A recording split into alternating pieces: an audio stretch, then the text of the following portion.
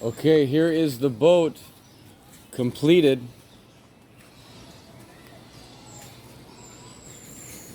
I tried to put a nice layer of veneer over Tilly, my daughter's name, and Rhea, both with their handprints, so that it'll last longer. And we put this padding material on the nose so it can be used as a step and a bumper. We use that same material along the sides so that we won't mark boats as we bump into them when we're visiting our friends. And here we go. It has anti-fouling paint and it has some trim. Slap some stickers on there. Kind of reminds me of my skateboarding days using laminated plywood with paint and graphics and stickers. And here are the oar locks, which I think came out pretty well. I try to make them as universally spaced as possible. Ideally, you want them to be closer inwards, a little bit higher than the seating position, and about 12 inches forward from the seat. And that's the most universal position. I actually would have liked them to go a little bit forward, like over here, but then that wouldn't make sense with the seat being there because it would be sticking into someone's back if they sat there. So I think in boat projects, you always want to make the choice that has a double purpose.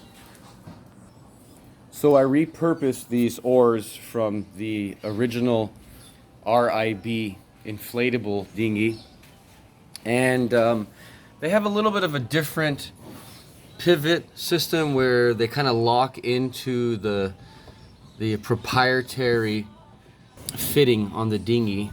But I did it just like this, just drop in, try to make it as close fitting as possible, where that pin drops in there and just sits as snugly as possible, and gravity will do the rest of the work and keep it in position. And it feels good.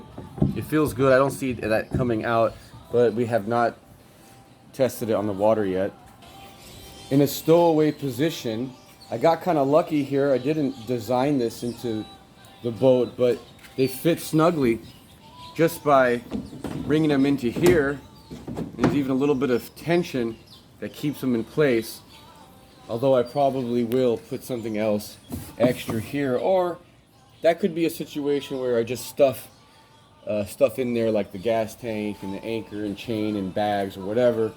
It might all just kind of fall in place on its own.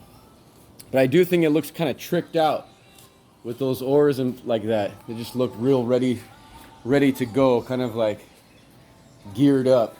So I'm happy with that. And now I'm just going to take it for a spin. Although I've already tested it before I painted it, I did go for a spin, but I did not try the rowing, and I haven't tried it in its complete uniform. So here we go. Let's try it out, see how it runs. Let's just give the boat a once over. Just want everybody to get a good look at what this thing has come to be here. There's the bottom angle. The boat weighs approximately 80 pounds, which is 5 pounds more than the original RIB inflatable. So 80 pounds, that's pretty darn light. And I made that purposefully to be as light as possible. I still could make some concessions to that weight and make it lighter. Like, for example, I could have made this seat a little bit lower, and that would have reduced the amount of weight by reducing the amount of plywood, because you would need less material to make that. Also, another advantage of making that seat lower would be that the oar locks would be higher in relation to the seat, which would be a little bit more comfortable too. But at the same time, I'm just guessing. I don't know. There could be other problems with making the seat lower, but that's just what we ultimately have to continue to test drive this boat and just see how it works out, and I'll just continue taking notes for improvement.